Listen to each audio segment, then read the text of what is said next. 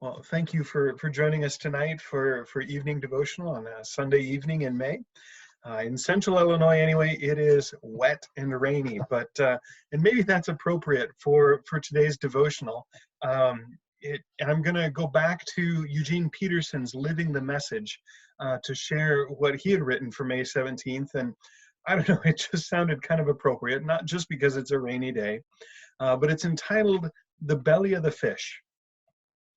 The belly of the fish. But Jonah didn't drown, Peterson writes. He was swallowed by a great fish and so saved. And his first action in this newly saved condition was prayer. This is the center of the story, a center located in the belly of the fish. The drowning of religious careerism is followed by a resurrection into a pastoral vocation.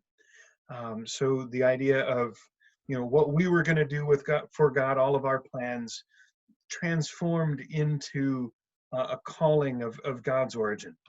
We become what we're called to be. We become what we're called to be by praying. And we start out by praying from the belly of the fish.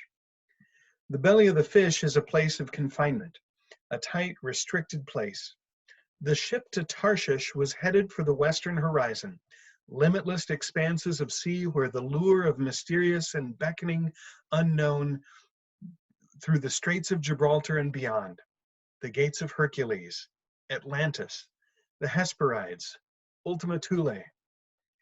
Religion always plays on these sublime aspirations, these erotic drives for completion and wholeness. That's interesting. Jonah, heady with this potent elixir and cruising confidently under full sails, the sea breeze and salt tang deepening the sensory anticipation of a thrilling life in the service of God, found himself instead in the belly of the fish. The belly of the fish was the unattractive opposite to everything Jonah had set out for. The belly of the fish was dark, dank, and probably stinking. It was a stinking cell. The belly of the fish was Jonah's introduction to ascesis, which is a Greek word. Ascesis is to spirituality what a training regimen is to an athlete. It is not the thing itself, but it is a means to maturity and excellence.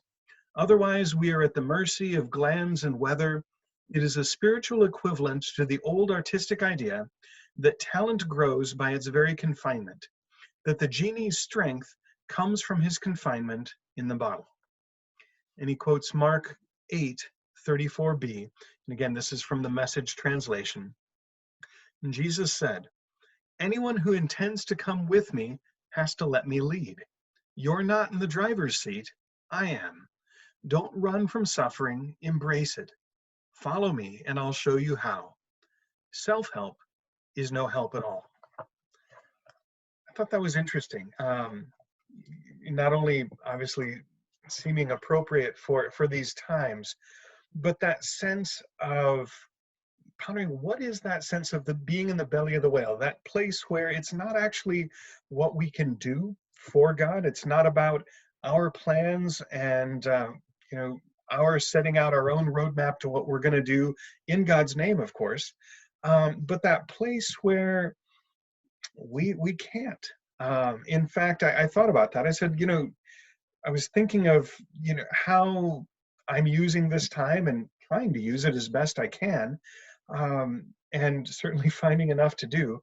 But at the same time, going, wow, there's all these other things I guess I could be doing. I could be, all of these sort of spiritual aspirations, that this becomes, a deeper retreat time, and all the couldas and wouldas and shouldas that go along with that.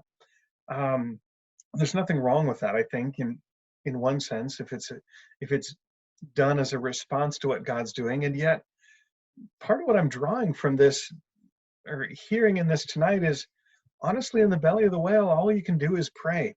Whatever was going to happen on God's timing and on God's terms. And what I hear Eugene Peterson saying in that, and using the Greek term ascesis, that sense of it's not the thing itself, but it's how we get there. That process of being confined so that we can learn how to surrender, learn how to um, let go and ease our grip on our desire to have this thing all figured out. I was reading another article uh, on the Jesus Creed blog, which is Scott McKnight's blog. You can find it online, just typing in Google Jesus Creed. And one of the things every Friday kind of has a mishmash of links, that things that he finds on the internet that he finds interesting. And one of the things that he linked to was an article written um, as a question to a neuroscientist asking, why is it so hard for people to read at times like this? I don't know if that's your experience. I'm finding that I can read some, but I do find that it's hard to maintain focus on anything for a while. I can do it, and then my mind just kind of goes off into some other directions. And that's the neuroscientist said. A lot of people are experiencing this partly because of our response to so many unknowns. That there are so many unknowns out there right now that our minds are desperately trying to impose order on it, and honestly, most of we can't. There's just not enough information to do that, and all the Facebook researching and all the Googling and all the tuning into the latest news might give us things to put in our heads, but they're not going to actually solve the issues. Now, I'm not saying don't try to find out the best information. Absolutely, we need to do that, but to understand the limits of what that can do for us. And what I'm connecting in this is that invitation, hard as it is, simply to surrender in prayer, to just be in the presence of God, and to let God be God in this, beyond what we're responsible for, beyond what we can affect, what God's given for us to do and to respond. The rest answer is to surrender, and that's not a popular thing in our culture. It's not fun, but it is the way to rest in what Eugene Peterson calls a resurrection into what God is calling us into. It is the way that we get there.